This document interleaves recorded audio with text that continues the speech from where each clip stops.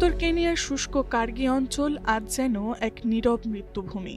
4 দশকেরও বেশি সময় আগে তেল অনুসন্ধানের নামে শুরু হওয়া কার্যক্রমের ক্ষত এখনো বহন করে চলছে পুরো জনপদ।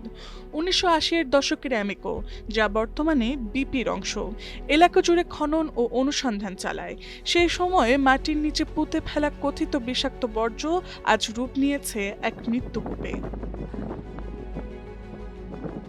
একসময় যে কূপের পানি মানুষ ও গবাদি পশুর জীবন বাঁচাতো, এখন সেই পানি হয়ে উঠেছে আতঙ্কের প্রতীক। অগভীর কুয়াগুলোর পানি আর পানযোগ্য নয়, তা এখন শুধু কাপড় ধোয়ার কাজে লাগে। নিরাপদ পানির সন্ধানে নারী ও শিশুদের প্রতিদিন পাড়ি দিতে হয় দীর্ঘ পথ। দূষণের সবচেয়ে ভয়াবহ প্রভাব পড়েছে মানুষের শরীরে। এলাকা জুড়ে বেড়ে গেছে গলা ও পাকস্থলীর ক্যান্সারের মতো মারণ ব্যাধি।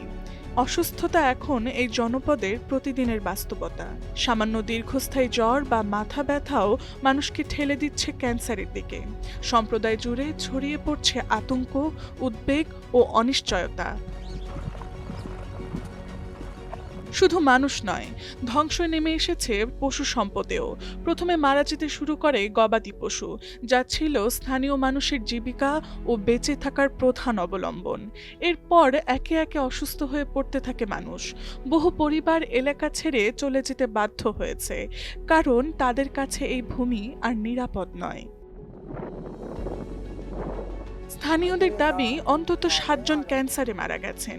যদিও এখনো কোনো সরকারি তদন্ত সরাসরি তেল অনুসন্ধান কার্যক্রমের সঙ্গে এই রোগগুলোর সম্পর্ক নিশ্চিত করেনি, তবুও গ্রামবাসীদের কাছে কারণ ও পরিণতির চিত্র স্পষ্ট।